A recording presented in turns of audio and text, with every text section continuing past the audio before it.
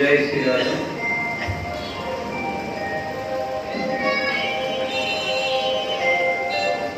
সবাই হাতে তালি দিয়ে আমাদের সাথে কীর্তন অংশগ্রহণ করবেন। জয় রাধা মাধব, জয় কুঞ্জ বিহারী, জয় গোপীজন বল্লভ, জয়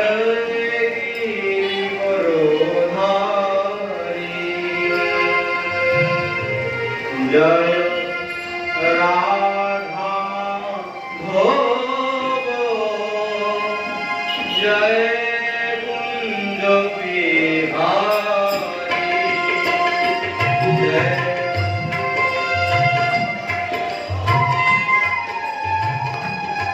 जय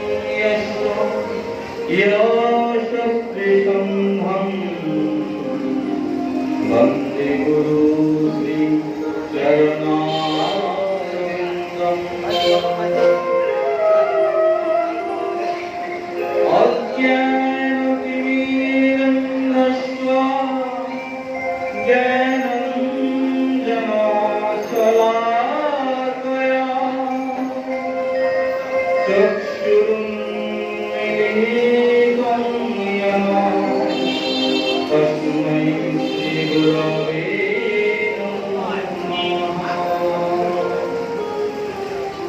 वागीशायस्य वदनेन यस्य च वक्षसि यस्य हृदये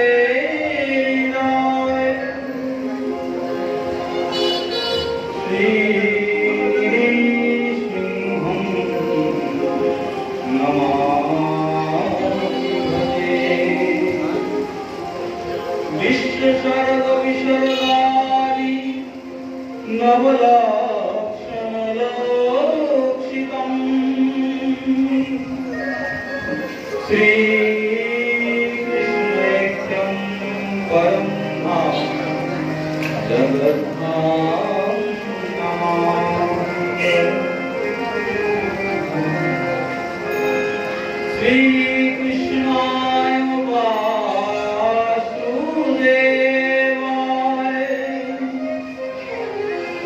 देवकी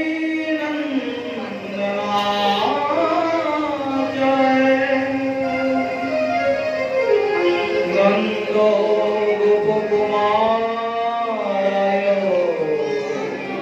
श्री गोविंदाय नमः। हे कृष्ण करुणा सिंधु दीनबंधु जगत्पते गोपेश गोविंदकान्तो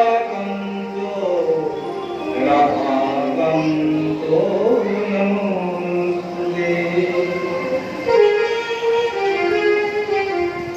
सप्तकञ्चन गौराङ्गी राधे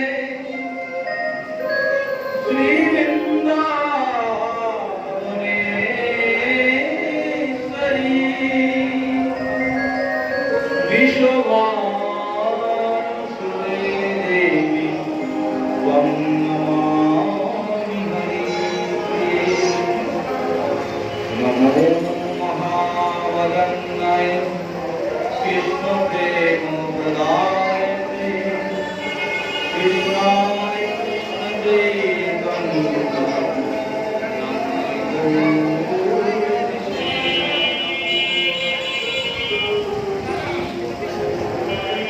नमस्ते श्रीकाय जगन्नाथाय सुताय च सवितराय सपुत्राय सकलुतराय ते ओम शिवापरो सजल जलदो श्रीयुतिरो रमाबानी स्फुरलामल पंकेरुहामुख सुरेन्द्राथ श्रुतिगोशिखा गीतचरित जगन्नाथ स्वामी नयनपथगामी भवति। नमोऽभ्यो श्रीमतीभ्यो सौरभेभ्यो एव च नमो ब्रह्मसुताभ्यश्च पवित्राभ्यो नमो नमः।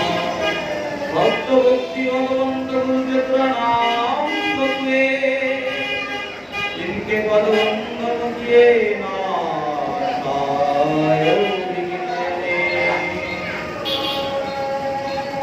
जय गुरु सनातन भट्ट रघुनाथ श्री कुमार भट्ट दास रघुनाथ एकय गोसाई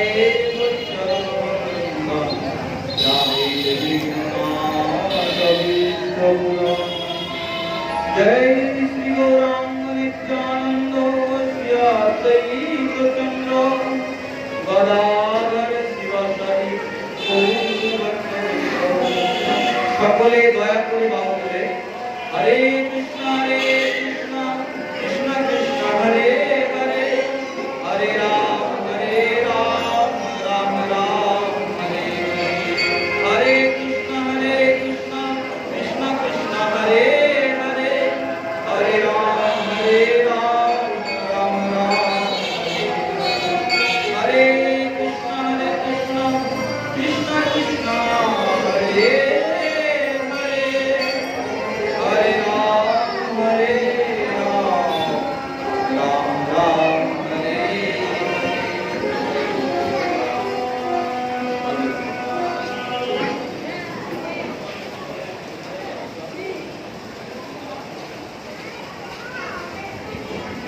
রাধে রাধে।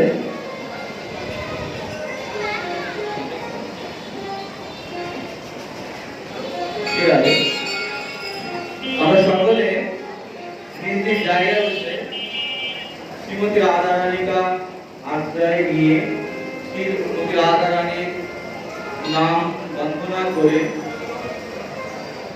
আমরা শ্রী শ্রী জগন্নাথ দেবের লীলা মহিমায় প্রবেশ করব। জগন্নাথের সাক্ষাৎ শ্রীমতী রাধা ঠাকুরানীর প্রেমে বিগলিত তনু। রাধা প্রেমে বিগলিত হয়েই জগন্নাথ দেব এসেছেন, তাই তো? শ্রীমতী রাধা ঠাকুরানীর কৃপা বিহীন কখনোই শ্যাম সুন্দর মিলবে না, জগন্নাথ মিলবে না। অর্থাৎ পরমেশ্বরকে পেতে হলে অবশ্যই লালসী শক্তি শ্রীমতী রাজরাজেশ্বরী বিশ্বমান রাজনন্দিনী শ্রীচরণ বন্দনা করা লাগবে। আমরা সকলেই হাতে তালি দিয়ে শ্রীমতী রাধা ঠাকুরানীর নাম বন্দনা করে ভাগবত কথায় প্রবেশ করব। श्री वृंदावन के कण कण बोले श्री राधा राधा।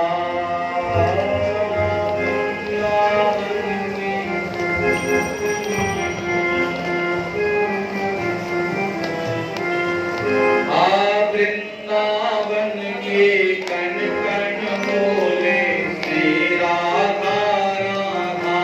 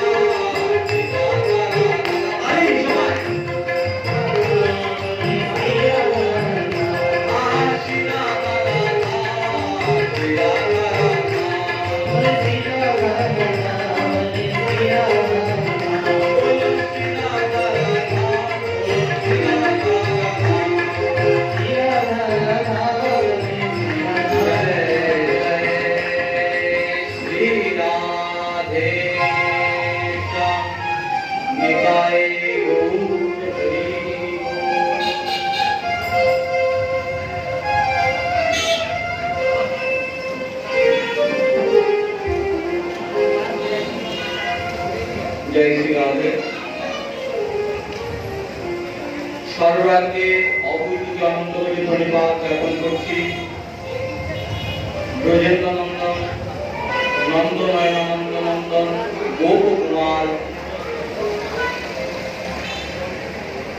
নিখিল ব্রহ্মাণ্ডের অধিপতি গোলকাধিপতি পরমেশ্বর ভগবান শ্রীকৃষ্ণের আতুল চরণ কমলে অবৈধ অনন্তকোটি ধন্যবাদ জ্ঞাপন করছি রাজ রাজেশ্বরী বিশ্ববানন্দিনী শ্রীমতী রাধা ঠাকুরানী শ্রী চরণ কমলে অবৈধ অনন্তকোটি ধন্যবাদ জ্ঞাপন করছি কলিয়াগতি পুরস্কারকারী অবতারী প্রদীপ পাবন অবতারী শ্রী হরিনাম সংকীর্তন আনন্দকারী যুগ ধর্ম প্রবর্তনকারী সচিনন্দন শ্রীমান মহাপ্রভু রাতুল চরণ কমলে।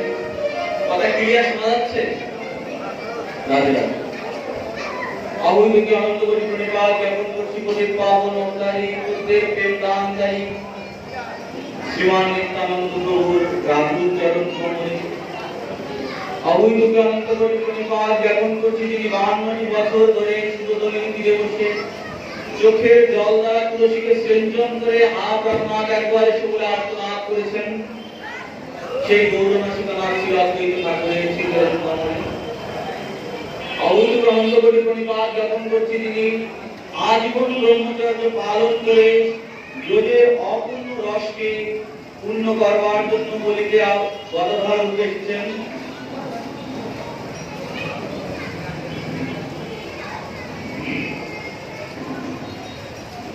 যার অঙ্গনে শ্রী হরিনাম সংকীর্তন যুগের শুভ সূচনা ঘটেছিল সেই অঙ্গনের অধিপতি নারদ ঋষির পরম অবতার শিবাস পণ্ডিত তথা পঞ্চতত্ত্ব চরণে আমার অবৈধ অনন্তকোটি ধন্যবাদ। আপনারা বাচ্চাদেরকে একটু শান্ত রাখুন, রাস্তায় একটি শব্দ তো নিষ্ঠা বলে কষ্ট হয় প্রচন্ড।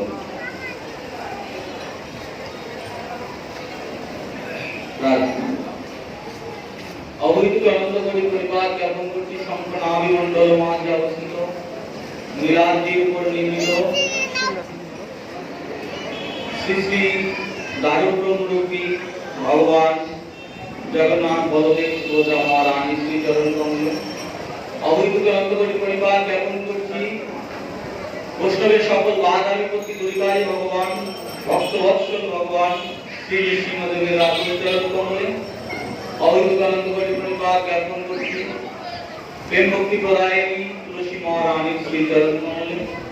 অবৈধ অনন্তকোটি ধন্যবাদ জ্ঞাপন করছি আমার সম্মুখে উপবিষ্ট জগৎ মাতার অনুসৃতা সকল মাতৃমণ্ডলী গৌরগত প্রাণ কৃষ্ণ ভক্ত মণ্ডলী পিতৃবর্গ স্নেহশীল শ্রদ্ধাশীল শ্রেণীতে সকলকে সাধুবাদ ধন্যবাদ।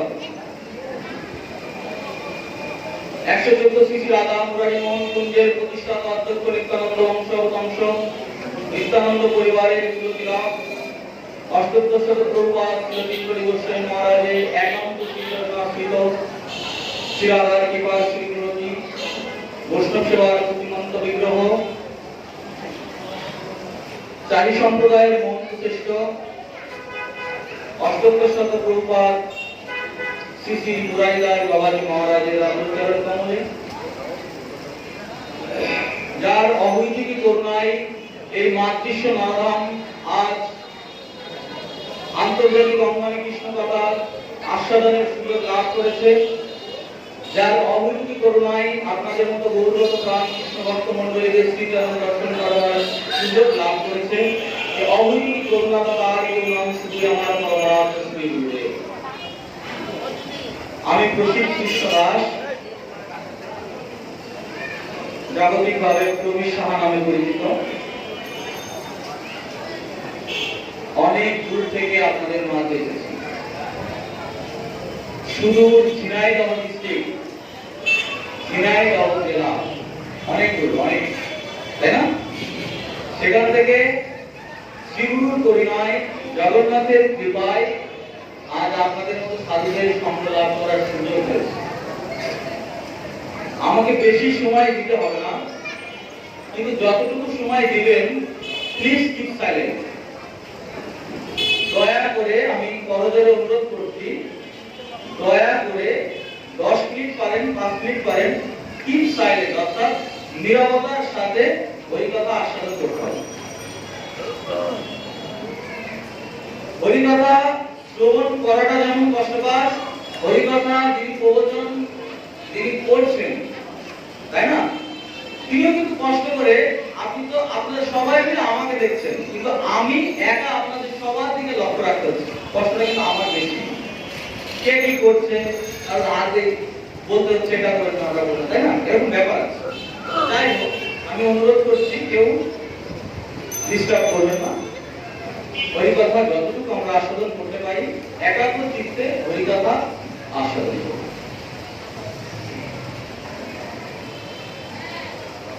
জগন্নাথের মহিমা। শ্রী জগন্নাথে ভগবান শ্রী জগন্নাথের বলদেব সুভদ্রা মহারানী প্রকট লীলা কিভাবে প্রকটিত হলেন এবং শ্রী জগন্নাথ বলদেব সুভদ্রা মহারানীকে স্তব স্তুতি করলে, প্রণাম করলে, সেবা পূজা করলে কি ফল লাভ হয়, সেই সম্বন্ধে আজকে আমাদের আলোচনার আলোচ্য বস্তু থাকবে। শ্রী জগন্নাথ দেব আমরা দেখেছি যে এখানে লীলা চলে, শ্রীরাম পুরীতে গিয়েছেন দর্শনের জন্য, অবশ্যই জগন্নাথকে দর্শন করেছেন।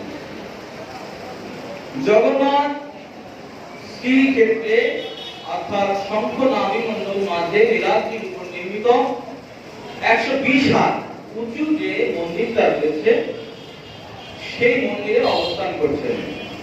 তা স্বয়ং মহারাজ ইন্দ্রদ্যুম্ন এই জগন্নাথকে স্থাপন করেছিলেন। পুনর সত্যযুগের কথা।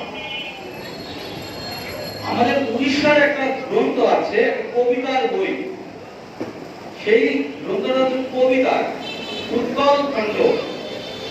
এই উৎকল খণ্ড থেকে নেওয়া হয়েছে। সেখান থেকে জগন্নাথের এই প্রকট লীলাটা, জগন্নাথ কিভাবে আসলেন, জগন্নাথ বলদেব সুভদ্রা মহারানীর যে রূপ এবং এই যে বিগ্রহটা এটা যেভাবে আসলো তার বর্ণনা এখান থেকে আমরা পাই।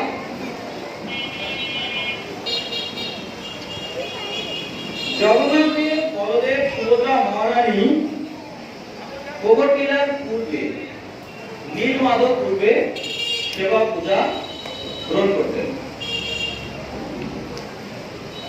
কোন এক সত্য যুগের কথা,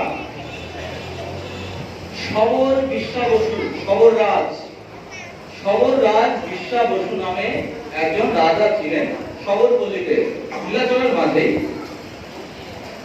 উনি শ্রী নীলমাধবকে অর্চনা করতেন, পূজা করতেন। নীলমাধব বিগ্রহ দেখছেন, দর্শন করছেন, শঙ্খ চক্র গদা মন্ত্র। নীলমাধব মানে আর অন্য কোনো বিগ্রহ নয়, এটাও শ্রী নারায়ণের বিগ্রহ। শঙ্খ চক্র গদা মন্ত্রধারী, ওনার নাম রাখা আছে নীলমাধব। উনি সেবা করতেন। জগন্নাথ দেব আবির্ভূত হচ্ছেন এখানে। ইন্দ্রদূত মহারাজ নীলাচলে অর্থাৎ পুরী ধামের রাজা ছিলেন তৎকালীন সময়ে।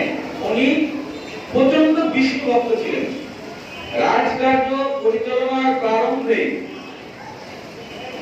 হৃদয়ের উৎকণ্ঠা যে আমি গোবিন্দ চরণ সেবা করব, আমি জগন্নাথকে সেবা করব।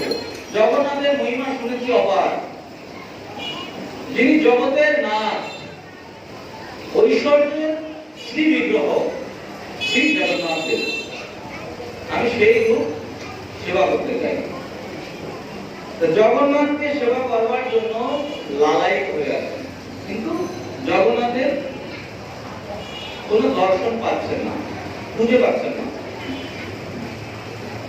কিছুদিন বাদে রাজ্যকার্য যখন পরিচালনা করছে, রাজসভাতে উপস্থিত, রাজ সিংহাসনে ইন্দ্রদূত মহারাজ বসে আছেন।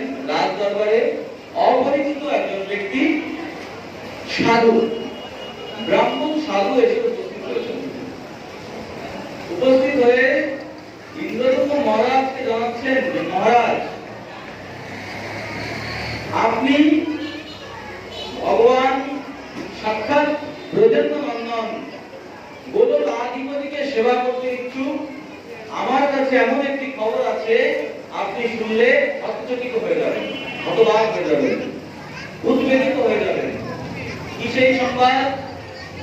উনি বলছেন, এই ব্রাহ্মণ বলছেন, মহারাজ ইন্দ্রধনুকে আপনার নীলাচলের মধ্যে, আপনার পুরী ধামের মধ্যে এর অদূরে শবরপল্লী নামে একটা জায়গা আছে, যার দায়িত্বভার, সেই পল্লীর দায়িত্বভার গ্রহণ করে আছেন বিশ্বাবসু নামে এক শবর রাজা।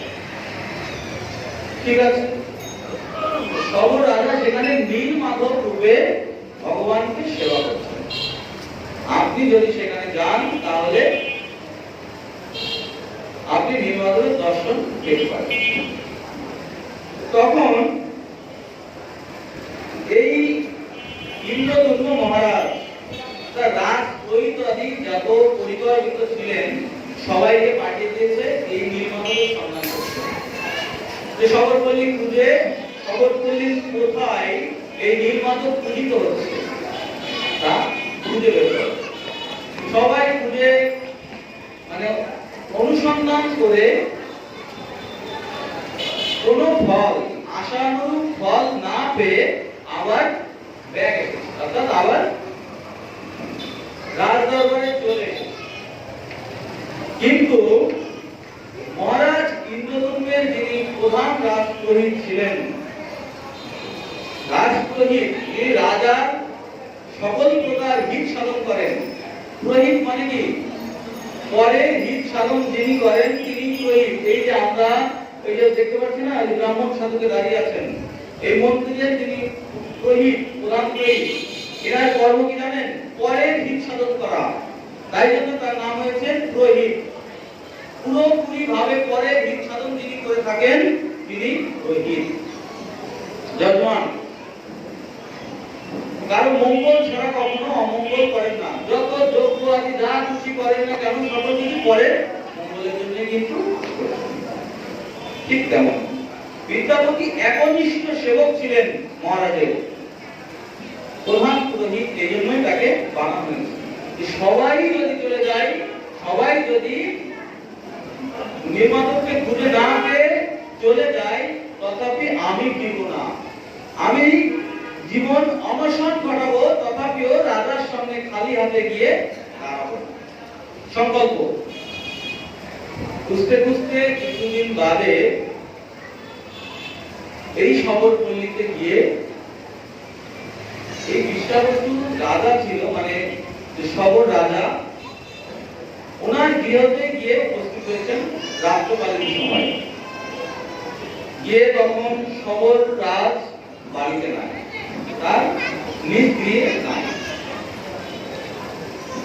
শবর রাজার এক কন্যা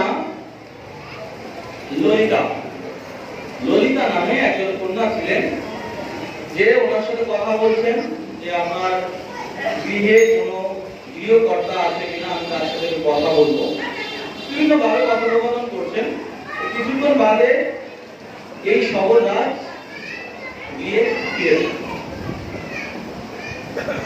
ফিরবার পরে অতিথিকে, ব্রাহ্মণকে সাক্ষাৎ নারায়ণ জ্ঞানে সেবা করছেন, নিজে চরণ পদ্ম ধুয়ে দিচ্ছেন।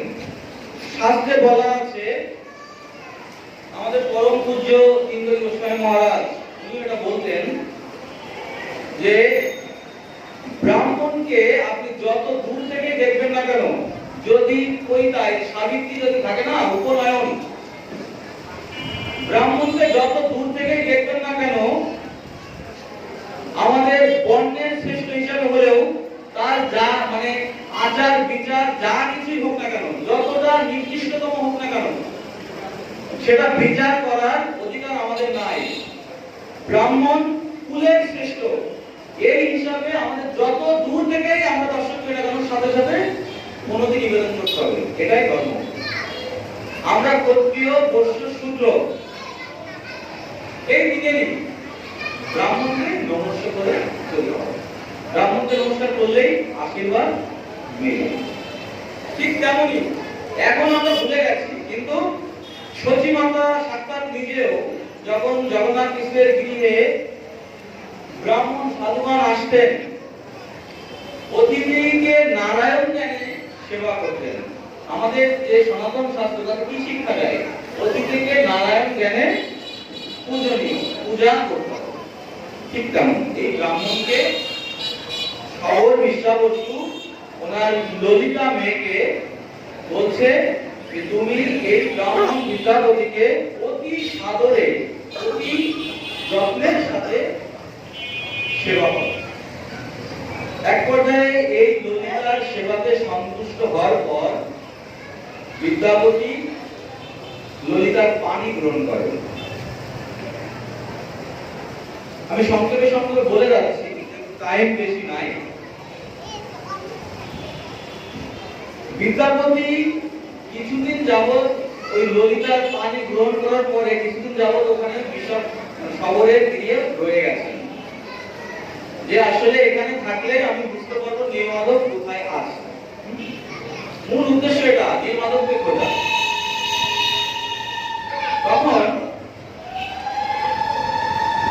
লক্ষ্য করছেন কয়েকদিনের মধ্যেই শবররাজ এই বিশ্বাবসু প্রতিদিন রাত্রে, যখন মধ্যরাত, রাত অধিক পরিমাণে হয়ে যায়, তখন ঘর থেকে বাগান অভিমুখে অর্থাৎ অরণ্য অভিমুখে চলে যাচ্ছে। কিছুদিনের মধ্যে দেখতে পারেন যে অধিক রাত্রে গৃহত্যাগ করছেন। কেন? বিদ্যাপতির মনে হয়েছে যে এত রাত্রে বিশ্বাবসু কোথায় যাচ্ছে, এটা লক্ষ্য রাখতে হবে। তখন মনে মনে প্রস্তুতি নিয়ে আছেন যে আমি আজ থেকে লক্ষ্য করব। যখন ফিরছেন সেটাও দেখছেন।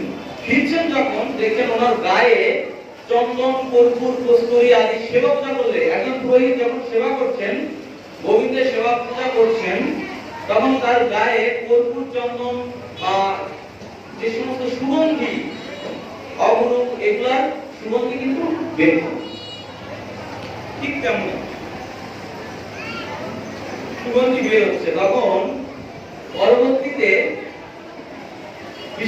বিশ্বাবসুকে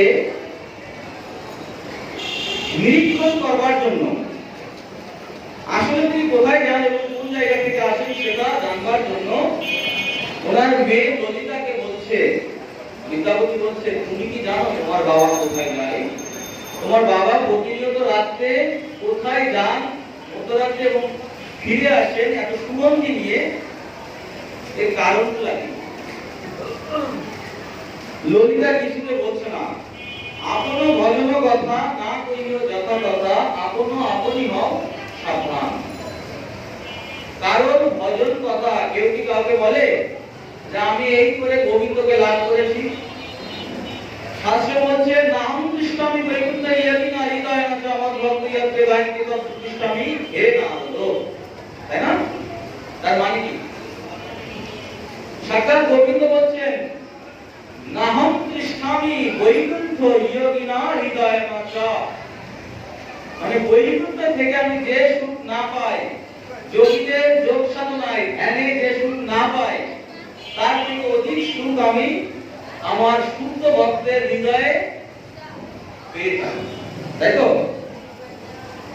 যে ভক্ত শুদ্ধ হৃদয়ের আসন নিয়ে, শুদ্ধ হৃদয় আসন নিয়ে বসে আছেন, আর যখন গোবিন্দ সাক্ষাৎ পরমেশ্বর পরমপতি গোলকাধিপতি শ্রী গোবিন্দ সেই শুদ্ধ আসনে, সেই শুদ্ধ ভক্তের হৃদয় আসনে এসে বসছেন, যখন বসছেন তখন সেই ভক্ত উপলব্ধি করতে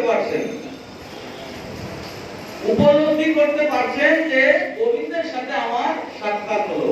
তো সেই কথাকে আমাদেরকে বলবে কি আপনার সাথে গোবিন্দের কি সম্পর্ক? আপনি সকাল থেকে গোবিন্দের কতবার নাম করেছেন, কতবার শ্রীচরণে আপনি প্রণাম করেছেন, কতবার শ্রীচরণে তুলসী দিয়েছেন, ফুল দিয়েছেন, কতবার গোবিন্দকে আলিঙ্গন করেছেন? আপনি এসে বলবেন আমাদেরকে? বলবেন। কেউ বলেন এটাই ভজন, শুদ্ধ ভজন, শুদ্ধ চেতনা। হয়তো অনেকে গোবিন্দকে স্পর্শ করতে ভয় পায়,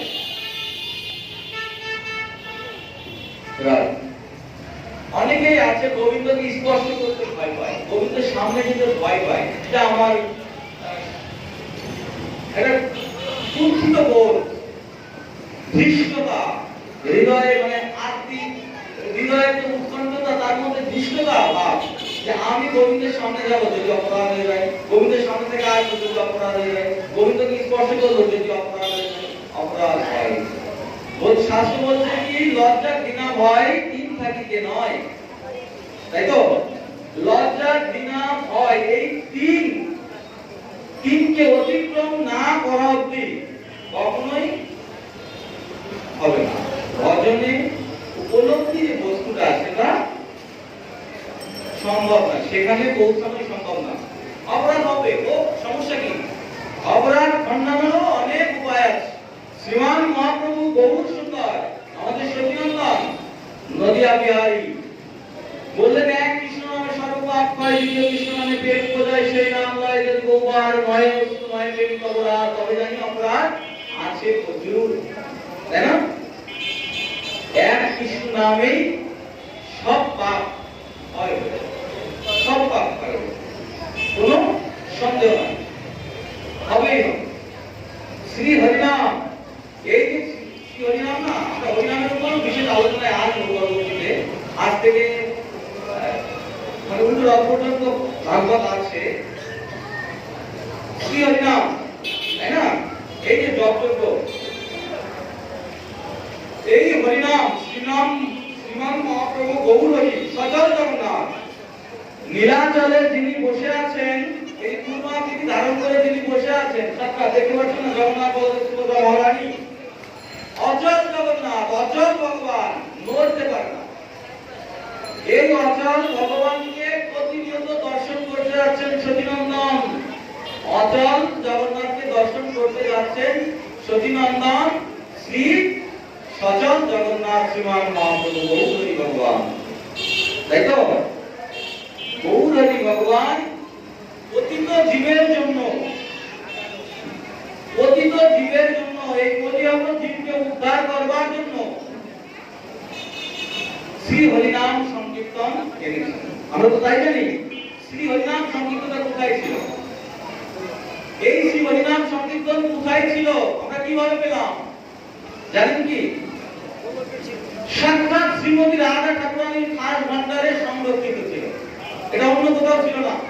এটা কোনো বেদে পাওয়া যায়নি, কোনো পুরাণে পাওয়া যায়নি, কোনো উপনিষদে পাওয়া যায়নি, মহাভারতে পাওয়া যেত, কোথাও পাওয়া গেছে কি? ভাগবতে পর্যন্ত নাই। হরিনাম সংকীর্তন ভাগবতে আছে? সাক্ষাৎ শ্রীমান মহাপ্রভু বহু সুন্দর শ্রীমতী রাধারানীর খাস ভান্ডার থেকে যখন কলিতে আসছেন, গোড়া গোড়া গোড়া রে ভাই আগা গোড়াই গোড়া, সামন রাজকের ছটা লেগে সাম হয়েছে গোড়া। আমরা তো তাই শুনি না, সন্ধ্যা বলে না, এটা তাৎপর্য এই শ্যাম কৃষ্ণচন্দ্র কালো অঙ্গকে রাধারানীর অঙ্গকান্তির সাথে মিলিত করে দিয়েছেন, দিয়ে গৌরকান্তি রূপ নিয়ে রাধারানীর কাছ থেকে, এটা পূর্ব নির্ধারিত, কারণ কলিযুগের আয়ু সীমা এবার আমাদের অর্থবছর 72 বছর করেছে, তাই তো? 60-65 বছর ছিল গড় আয়ু, এবার 72 বছর করেছে অর্থবছর, জানেন তো? বেড়ে গেছে, আয়ু বেড়ে গেছে। যখন 72 বছর আমাদের গড় আয়ু, এই 72 বছরে একটা মানুষ কতদিন গোবিন্দের চরণে প্রণাম করবে, সাধুদের সঙ্গ করবে, গুরু পাদস্পর্শ করবে? কবে? সেটা কবে? করতে করতে করতে করতে বেলা ফুরিয়ে যাবে, যাবে কিনা? পড়াশোনা করতে 25 বছর লেগে যাবে, তাই না? 16 বছরে এসএসসি, 18 বছরে ইন্টারমিডিয়েট, 18 আর 4 বছরে অনার্স, 4 বছরের জায়গায় লাগবে 6 বছর, মাস্টার্স করতে 1 বছরের জায়গায় 2 বছর, এটা সেশন জট। এখন অনেকটা কমে আসছে, তারপরও লাগবে বেশি, 25 বছর লেগে যাবে। এরপরে চাকরি খুঁজবে, কারণ কে ব্যবসা করতে পারবে না, কে পারবে না ছোট কোনো কাজ করতে, চাকরি খুঁজতে খুঁজতে করতে গেল আর 5-10 বছর, মানে 32 বছর গেল, 30-32 বছরের গেল, চাকরি পেলো তো ভালো, চাকরি পাইলে সংসারের মধ্যে ঢুকে গেল, সুন্দরভাবে ফ্যামিলিকে মেনটেন করছে, গোবিন্দের কথা মনে গেল।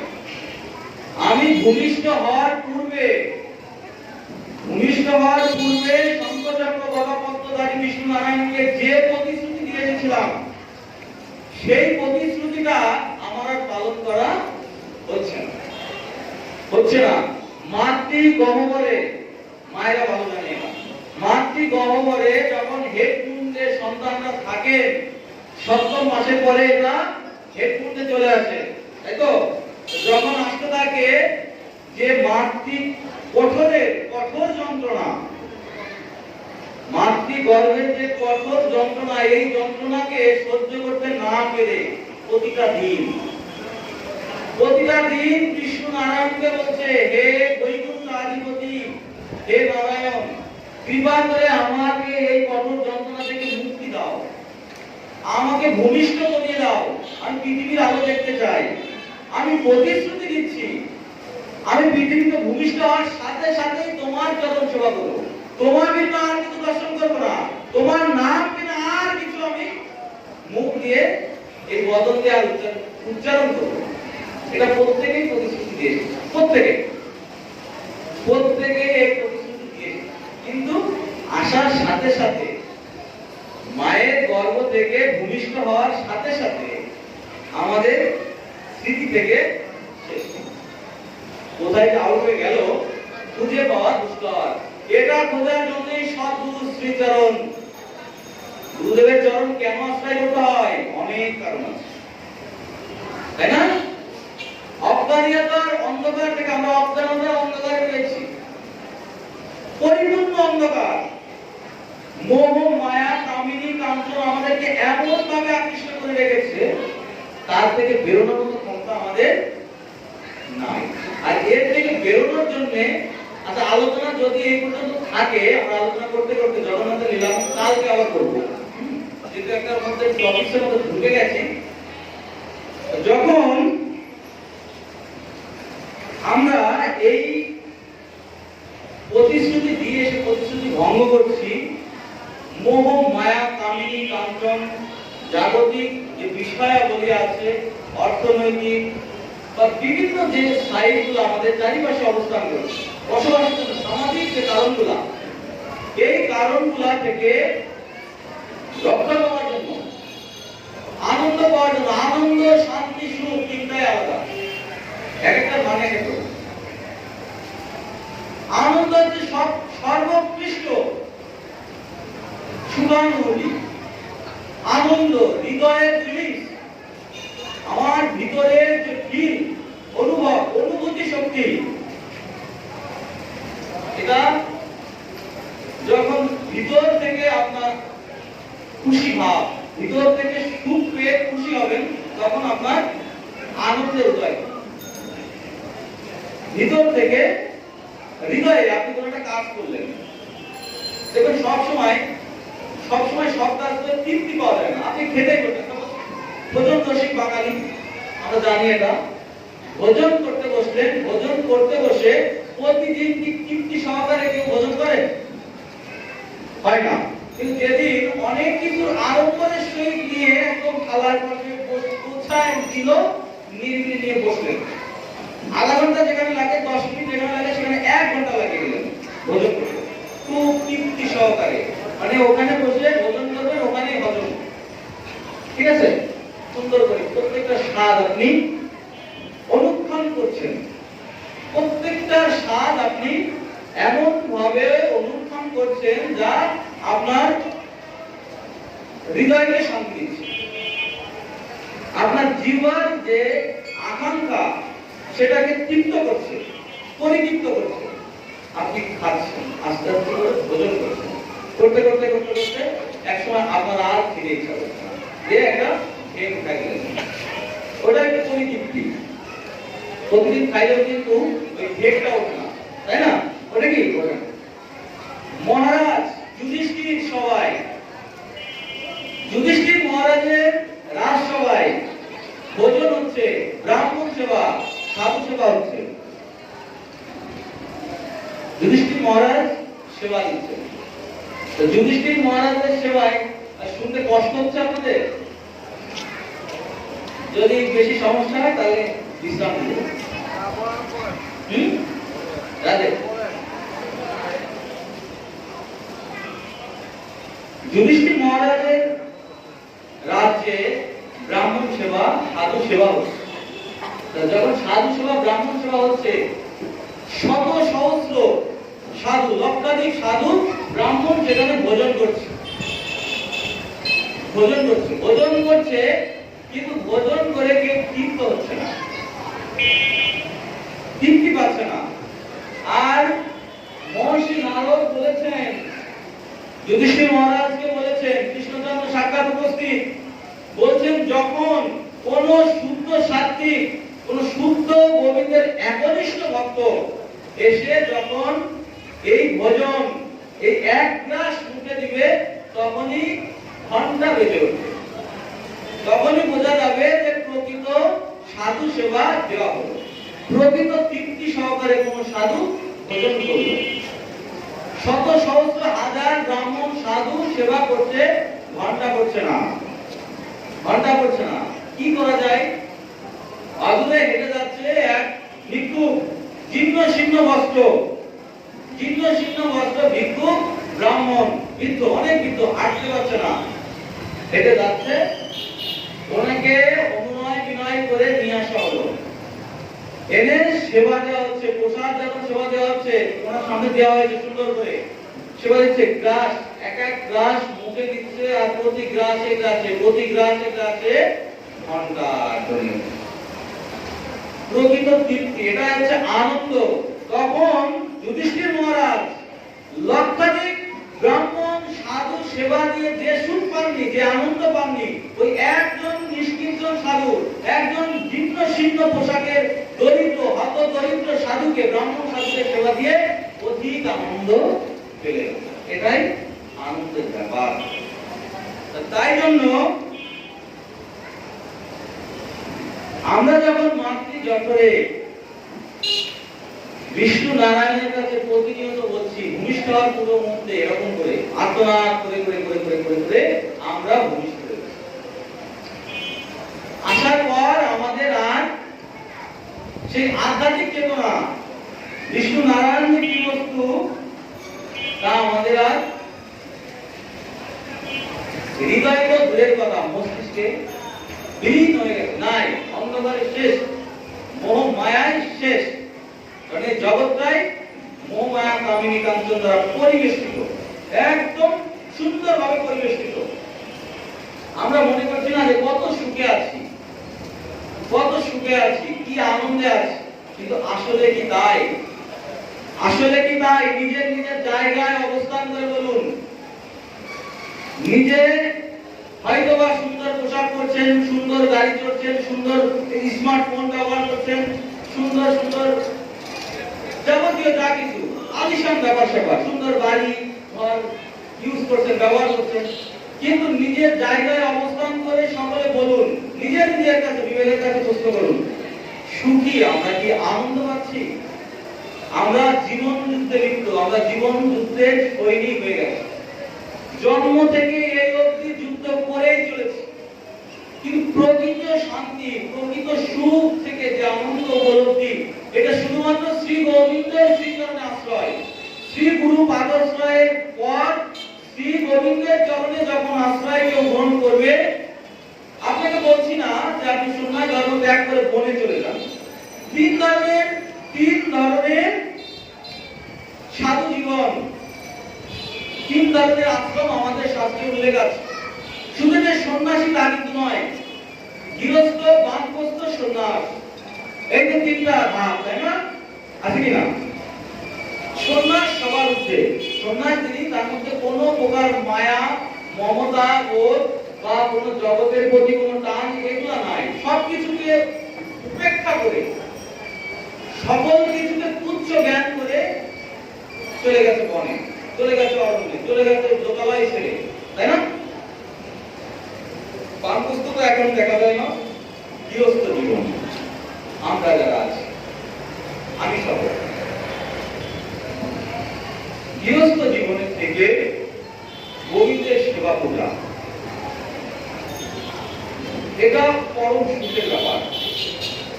হয়তো এই সংসার ত্যাগ করে, দায়িত্ব কর্তব্য ত্যাগ করে, ধর্মের আরেক নাম হচ্ছে দায়িত্ব কর্তব্য পালন, ধর্মের আরেক নাম দায়িত্ব কর্তব্য পালন।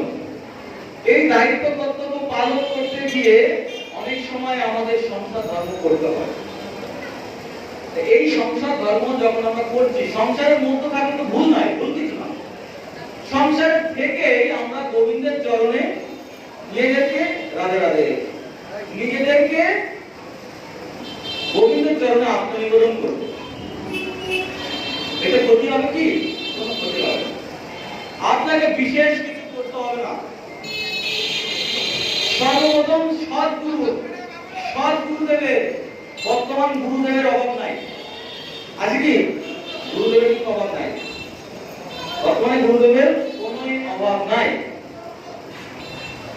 কিন্তু সাধ্য সাধন তত্ত্ব নামে একটা গ্রন্থ আছে, যদি কারো বাইরে থেকে থাকে, তার মধ্যে গুরু তত্ত্ব বিজ্ঞান নামে একটা গ্রন্থ, ওর মধ্যে একটা পাঠ, তার মধ্যে গুরুদেব কি বস্তু বা গুরু তত্ত্ব সম্বন্ধে পুঙ্খানুপুঙ্খরূপে ওখানে তাৎপর্য বিশ্লেষণ করা আছে।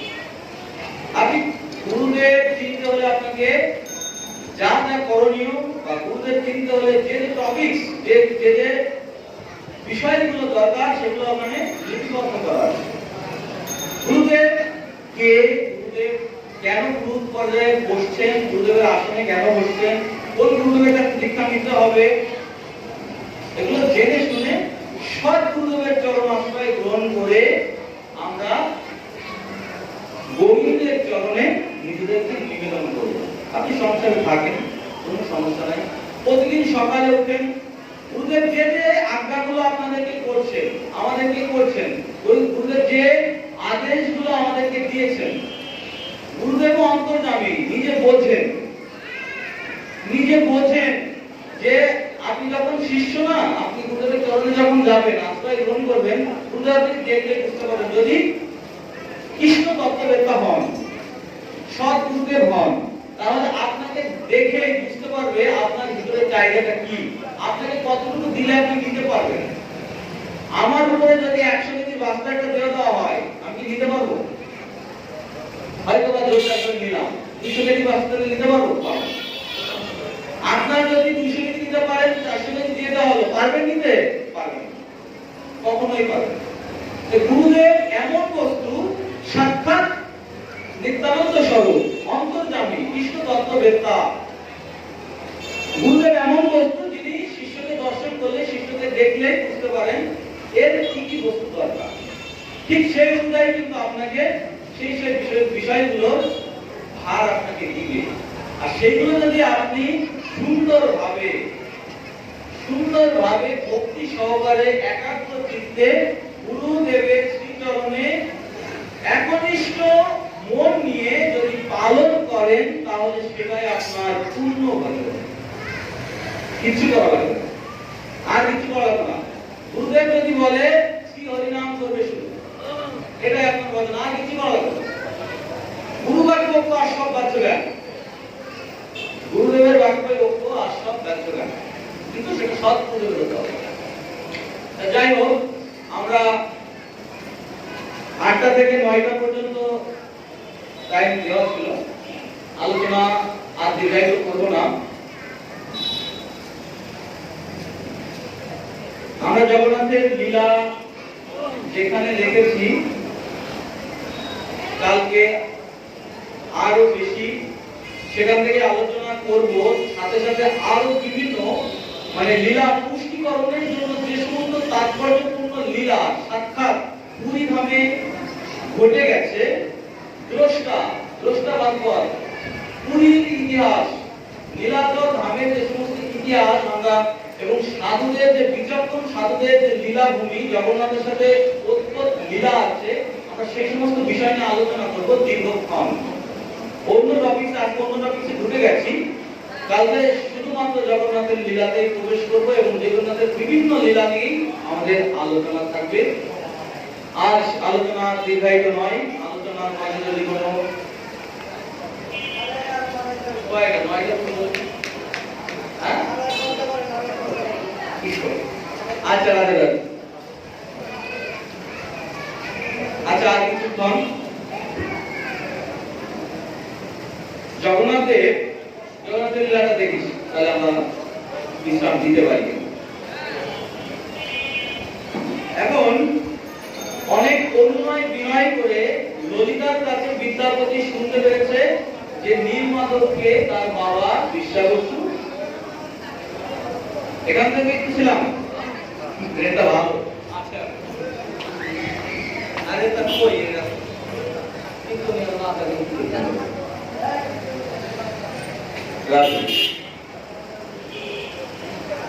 তখন বিশ্বাবসু গৃহে নাই। বিদ্যাপতি অনেক অন্যায় বিনয় করে ললিতার কাছ থেকে শুনেছে যে তার বাবা নীলমাধবকে সেবা পূজা করে গভীর অরণ্যে, একটা বনের মাঝে চলে যায়, গিয়ে সেখানে নীলমাধবকে সেবা করে। তার ইষ্ট দেবতা নীলমাধব। এই রাতে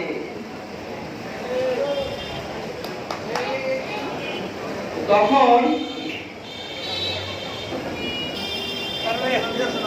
নীলমাধবকে দর্শন করবার জন্য বিদ্যাপতি উৎকণ্ঠিত হয়ে আছে।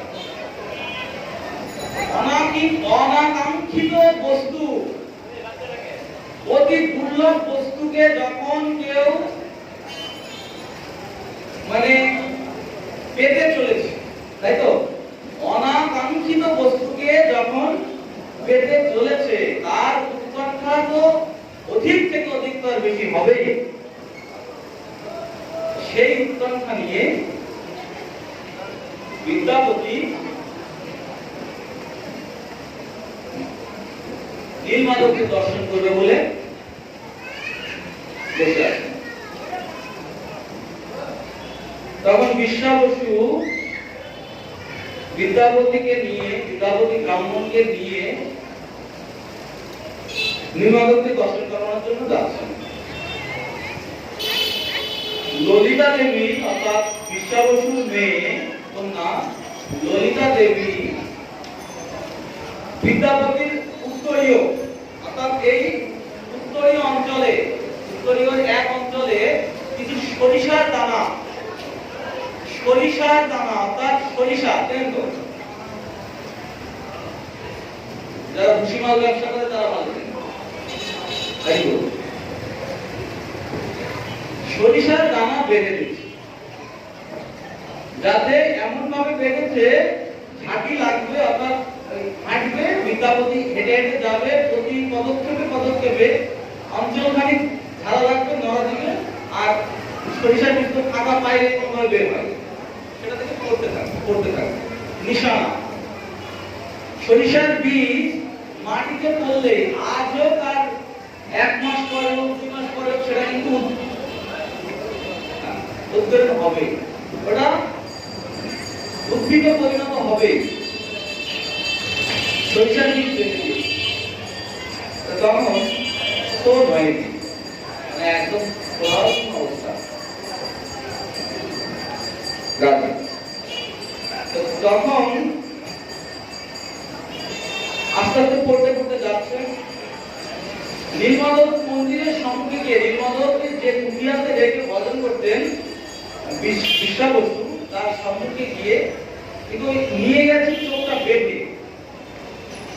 বেঁধে, বিদ্যাপতির চোখটা বেঁধে নিয়ে গেছে, যাতে পরবর্তীতে আর কখনো বিশ্বাবসু সেখানে, বিদ্যাপতি সেখানে আর না যেতে পারে, নীলমাধবের সন্ধান কাউকে না দিতে পারে।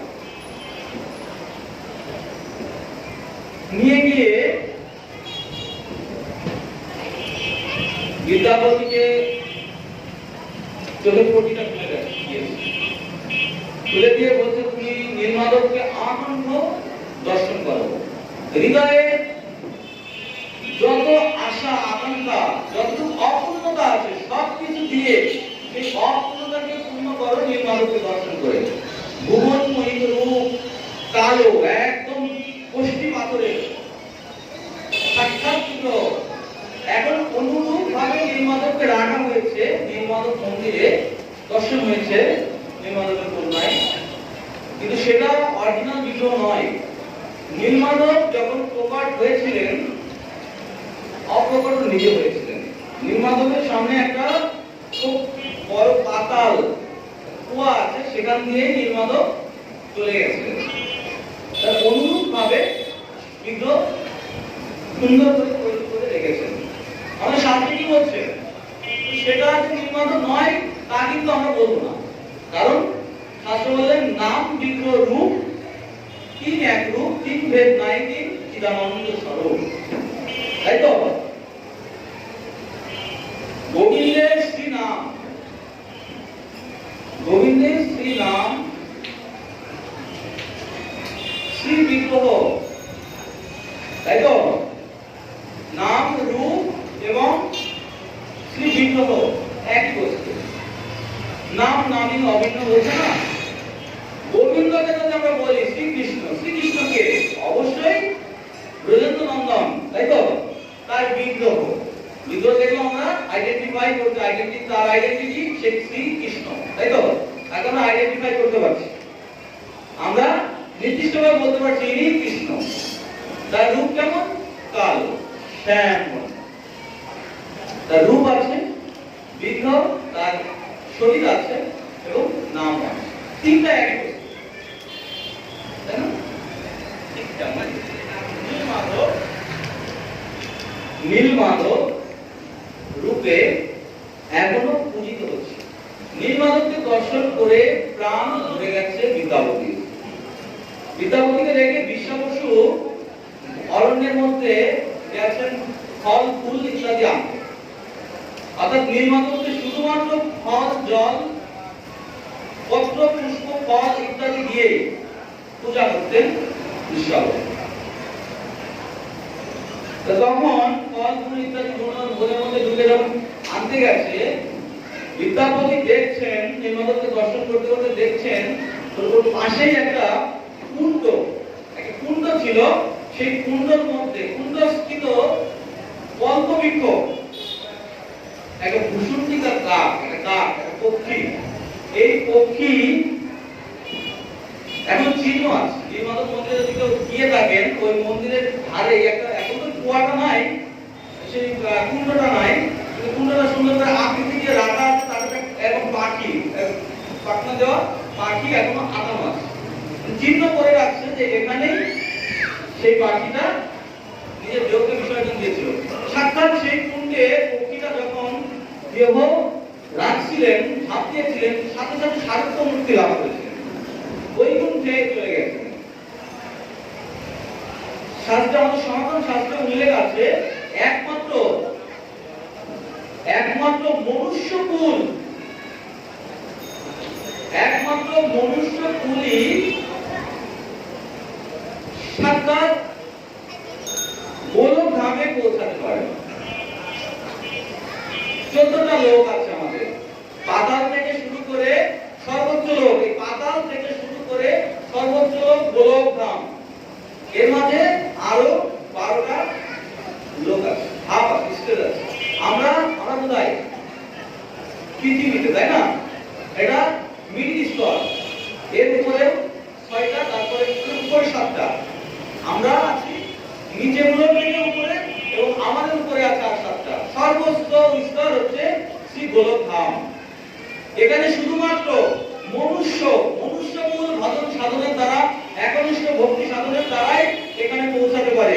কোন পশু, পাখি, জীব এই গোলক ধামে পৌঁছাতে পারে না। তারা বৈকুণ্ঠ ধাম পর্যন্তই এদের গতি হয়ে থাকে। পরবর্তীতে বৈকুণ্ঠ ধাম থেকে যদি আবার কোন পুণ্য কর্ম করে থাকে, আবার যদি মনুষ্য কুলে আসে, সেখান থেকে আবার যেতে পারে। ডাইরেক্টলি ভাবে যেতে পারে। এখন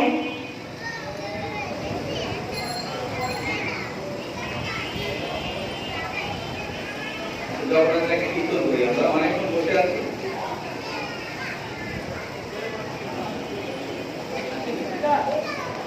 এই নীলমাধবকে, নীলমাধব মন্দিরে যখন দর্শন করলেন, এই ব্যাপার বিদ্যাপতি আর লোক সামলাতে পারছেন না। উনি নিজেও ওই কুণ্ডে ঝাঁপ দিয়ে প্রাণ বিসর্জন করতে যাচ্ছেন। তখন দৈব বাণী হচ্ছে, আকাশ বাণী হচ্ছে, জগন্নাথ সাক্ষাৎ।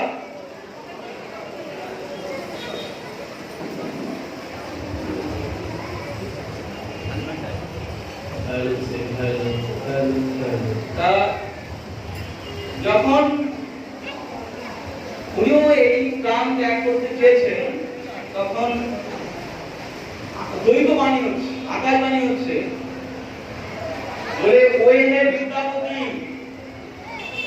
তুমি নিজের কথা চিন্তা করছো, তুমি না রাজার প্রধান পুরোহিত, তুমি রাজার প্রধান পুরোহিত হয়ে হওয়ার সত্ত্বেও কেন নিজের মুক্তির কথা চিন্তা করে একটা পাখিকে যখন দেখছে সর্বমুক্তি লাভ করেছে, তখন নিজেই উঠে যাচ্ছে যাচ্ছ? তোমার দায়িত্ব কর্তব্য জ্ঞান কি তুমি ভুলে গেছো? তুমি যে দায়িত্ব কর্তব্য নিয়ে এখানে এসেছো, যার সন্ধানে তুমি এখানে এসেছো, তার সন্ধান তো তুমি পেয়ে গেছো। সেই সন্ধান, যা অনুসন্ধানে তুমি এসেছিলে, সেই সন্ধান যাকে দেওয়ার জন্য তোমার এখন কর্তব্য রয়েছে, সেই দায়িত্ব কর্তব্য তুমি পালন করো। তখন সেই কুণ্ডে না ঝাঁপ দিয়ে উনি মহারাজ ইন্দ্রদ্যুম্নের কাছে যাওয়ার জন্য প্রস্তুতি নিচ্ছেন।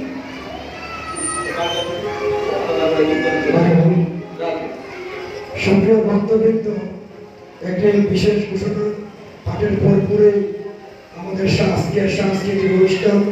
আর এই সাংস্কৃতিক অনুষ্ঠান পরিচালনা করার জন্য আপনাদের সম্মুখে যিনি আছেন, আপনার সুশান্ত গৌর দাস, বেতার শিল্পী ঠাকুরগা থেকে। আরেকটি বিষয় হচ্ছে, আমাদের চাঁদপুরের মাটি এবং মানুষের প্রাণপ্রিয় নেতা বাবু সুচিত্রানন্দ মহোদয় এই রথ সৃষ্টির সূচনা থেকে উনি সার্বিকভাবে সহযোগিতা করে আসছেন। তাই কিছুক্ষণের মধ্যেও আমাদের মাঝে বাবু সুচিত্রানন্দ মহোদয় আমাদের মঞ্চে এসে উপস্থিত হবেন।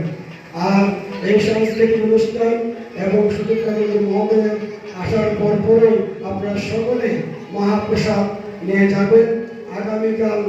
আগামীকাল আমাদের আজকের মতন একইভাবে প্রোগ্রামাদি চলবে এবং আমরা আশা রাখি আগামীকাল আমাদের মঞ্চে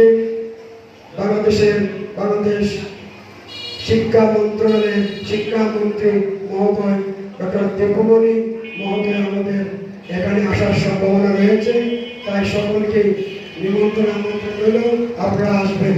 আগামীকাল আমরা সময়টা আপনাদেরকে জানিয়ে দিতে পারবো। হরে কৃষ্ণ।